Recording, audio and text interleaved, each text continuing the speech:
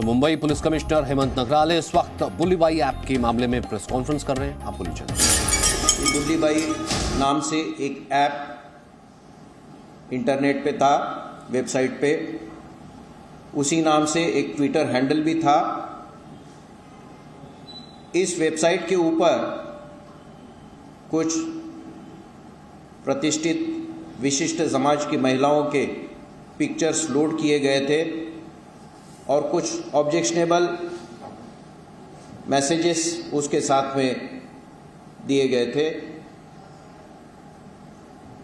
इसकी कंप्लेंट हमारे पास में 2 जनवरी को आने के बाद में तुरंत हमने एफआईआर दाखिल किया और हमारा इन्वेस्टिगेशन शुरू हुआ। इस इन्वेस्टिगेशन में बुल्लीबाई ऐप और ट्विटर हैंडल, इनके जो 5 फॉलोअर्स थे, उनके बारे में हमने इंफॉर्मेशन निकाली, टेक्निकल एनालिसिस किया और इस टेक्निकल एनालिसिस के बेसिस पे हमने बेंगलोर से कुमार विशाल झा, जो 22 साल का युवक है, इंजीनियरिंग के सेकंड ईयर का छात्र है, इसे हमने अरेस्ट किया। इन्वेस्टिगेशन जैसे आगे बढ़ा, उत्तराखंड से हमने श्वेता सिंह नाम के आरोपी को, जो 18 साल की लड़की है, उसको हमने अरेस्ट किया है और उसका 5 दिन का ट्रांजिट रिमांड हमें मिला है। विशाल झा, इसका 7 दिन का पुलिस कस्टडी हमें मिला है और एक आरोपी हमने उत्तराखंड से आज ही अरेस्ट किया है, मयांक रावत नाम का। उसका भी ट्रांजिट रिमांड लेके हम उसको यहाँ पे लाएंगे। इन्वेस्टिगेशन आगे चलेगा और इसमें जितने भी इन्वॉल्व आरोपी हैं, जिन्होंने इस क्राइम में सहभाग लिया है, इस गुनाह में सहभाग लिया है, डायरेक्टली या इनडायरेक्टली, हमारी कोशिश रहेगी कि उन सभी आरोपी को हम अरेस्ट कर पाए और प्रोसिक्यूट कर पाए, क्योंकि एक बड़ा ही घिनौना अपराध ये बुल्लीबाई ऐप के कारण हुआ है और हमने इसका सीरियसली कॉग्निजेंस लिया है। आप लोगों के काफ़ी क्वेश्चंस होंगे, मैं जानता हूं, काफ़ी डाउट्स होंगे, लेकिन मेरी आपसे गुजारिश है, रिक्वेस्ट है कि ये सेंसिटिव इन्वेस्टिगेशन होने के कारण हम बहुत ज़्यादा आपको डिटेल्स इस केस के नहीं दे पाएंगे, क्योंकि उससे आगे जो होने वाला इन्वेस्टिगेशन है उससे डायरेक्टली अफेक्ट होगा और जो आरोपी अभी तक पकड़े नहीं गए हैं या अभी इन्वेस्टिगेशन में है, चूंकि ये ऑनलाइन इन्वेस्टिगेशन है, इंटरनेट पे है, तो आरोपी को अलर्ट नहीं करना चाहिए ताकि वो इन्वेस्टिगेशन का जो एविडेंस है उसको डिस्ट्रॉय न कर पाए। इसलिए काफ़ी ज़्यादा डिटेल्स हम आपको इन्वेस्टिगेशन के बारे में नहीं दे पाएंगे, so kindly beer with us.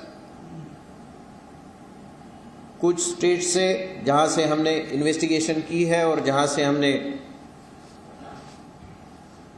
आरोपितों को पकड़ा है, वहां की लोकल पुलिस ने कुछ स्टेटमेंट इशू किए हैं जो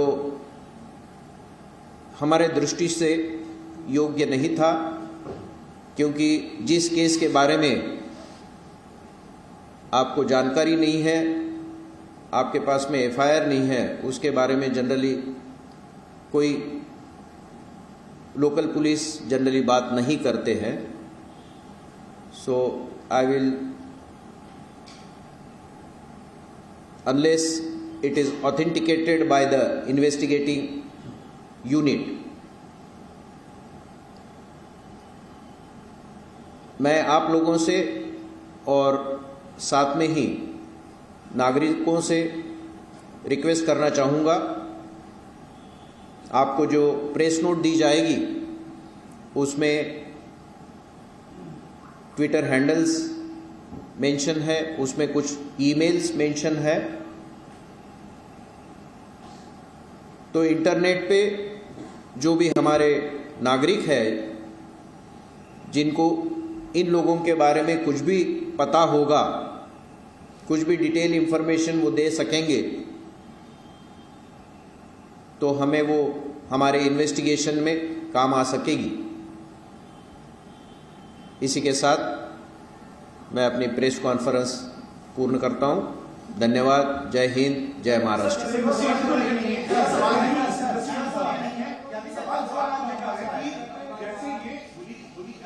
वैसे ही इंस्टाग्राम पर भी कुछ और जो मेजर कमेटी है उसको लेकर कई तरह के प्लेटफॉर्म्स हैं जिनको आईएमबी मिनिस्ट्री ने आज हटाया है बैन किया, और उनमें से कई मामले मुंबई को लेकर आपके, मुझे इस मामले से जुड़ी हुई सटीक जानकारी आपसे चाहिए कि क्या इंस्टाग्राम पर भी सिर्फ ऐसा नहीं है बुली एक्टिविस्ट से मुस्लिम महिलाओं। I got your question. इसमें मुंबई पुलिस के पास में अगर कोई भी कंप्लेंट आती है किसी भी ऐप की, किसी भी ट्विटर हैंडल की, we will be ready to register the offence and investigate it. अभी हमारे पास में कौन सी केस की बात कर रहे हैं? हमारे पास में अगर कंप्लेंट है, हमारे पास में आई डोंट थिंक ऐसे कोई आज तक कंप्लेंट है। अगर हमारे पास में कोई कंप्लेंट आती है, वो किसी की भी हो, किसी भी समाज की हो, हम तुरंत उसका कॉग्निजेंस लेंगे, और अगर हमें गुनाह दाखिल करना पड़ा तो गुनाह दाखिल करके इन्वेस्टिगेट होगा या इंक्वायरी करके इन्वेस्टिगेट होगा।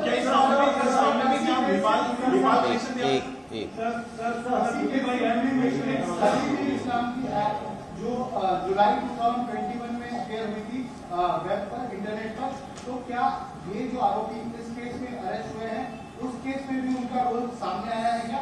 और श्वेता सिंह को अरेस्ट किया गया उत्तराखंड से, क्या उन्हें इस केस का मास्टरमाइंड कहा है? मैं अपना डिस्कशन हमारी केस तक ही सीमित रखूंगा। जो आप दूसरा केस बोल रहे हैं वो दिल्ली पुलिस के पास में इन्वेस्टिगेशन के लिए है, उसके बारे में मैंने कुछ बोलना ठीक नहीं है। रहा सवाल, आप मुझे आंसर देने देंगे? रहा सवाल दिल्ली केस का और मुंबई केस का, तो मैंने पहले बताया आपको कि हमारा इन्वेस्टिगेशन जस्ट अभी 2-3 दिन पुराना है। अभी हमें इन्वेस्टिगेट करने दीजिए। अभी हम इस स्टेज पे कुछ भी नहीं कह पाएंगे कि दोनों केसेस कनेक्टेड है कि नहीं है। So let us, Delhi police is there, they will investigate their case, we will investigate our case, so we will सी।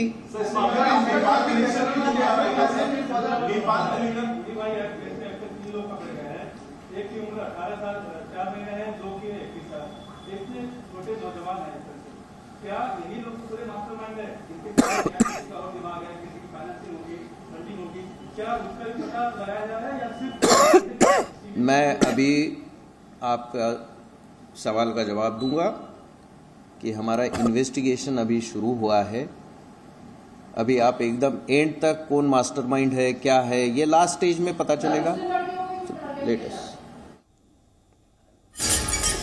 अश्विनी इस वक्त हमारे साथ मौजूद हैं। अश्विनी, कुल मिलाकर के कहा जाता है कि जिस तरीके से केस रजिस्टर्ड हुआ और तुरंत फौरन कार्रवाई करते हुए उसे ढूंढ निकाला गया। कल बुलीबाई ऐप से रिलेटेड जो एक गिरफ्तारी हुई थी वो बेंगलोर के शख्स का नाम बताया कमिश्नर ने और कहा कि उत्तराखंड से वाकई 2 गिरफ्तारियां हुई हैं।